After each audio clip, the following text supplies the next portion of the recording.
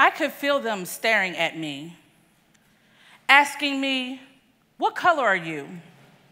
And I would say, "I'm black." They would ask me, "What's wrong with you?" And I would say, "Nothing." Holding my head down, trying not to be noticed, became a normal for me. I wasn't aware my signature pigment was just that powerful. It was powerful enough that people stared, pointed, and whispered. I had no idea how different I looked. How was I supposed to know? It's only pigment, right? I'm an albino African American, and I used my signature pigment to inspire my life's passion. Let me explain. Albinism is a genetic disorder. The gene is carried by one and/or both parents. The result is a lack of pigment in skin, hair, and/or eyes. Albinos can't maintain a normal balance of melanin, the pigment which allows them to have color. Does pigment define who you are? Discrimination isn't packaged and reserved for just race and religion. It further moves towards size, gender, and complexion. This level of ignorance prompted my head to be pushed into a brick wall and a library chair to be thrown across the room at me because my appearance didn't match theirs. Doesn't that make you feel uncomfortable? But it's okay, because the more pigment became their crutch, the more it became my triumph. These are prime examples of how we view people and how we punish them for their differences, and how society is confused about pigment. When you remove pigment from the equation, what do you have left? A person who breathes the same as you, and most importantly, wants to be accepted for whom they are. I was raised to embody my uniqueness and to educate others on albinism. You see, when people aren't quite comfortable with whom they are in their own skin, they tend to reflect their insecurities onto you. And society tried its hand at crippling my abilities.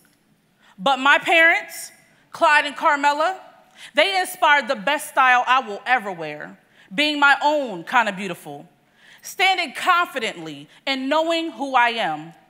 And with that, I fought harder, pushing through hurt and pain to find my life's passion.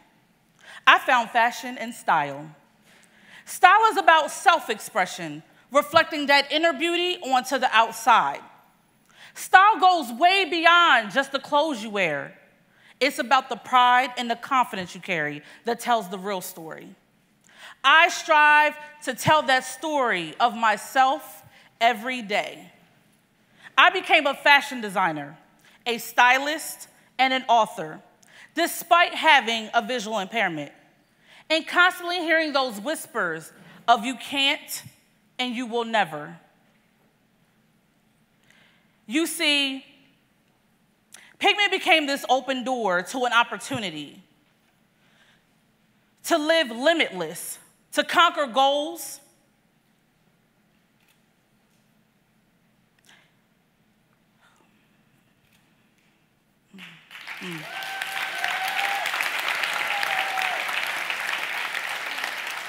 They asked me, "How do you intend to thread a sewing machine with a visual impairment?"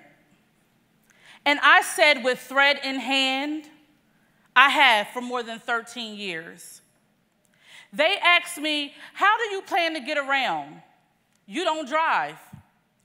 And I said, with cab fare in hand, I have always made a way, even living in 2 major cities alone.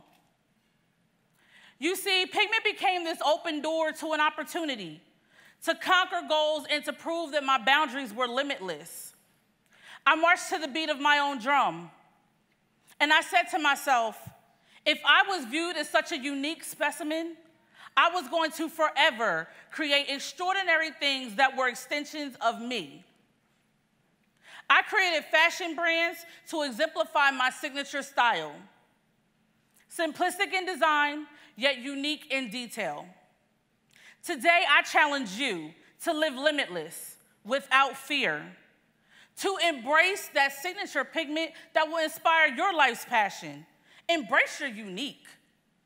Create that signature pigment that will inspire the best style you will ever wear, being your own kind of beautiful.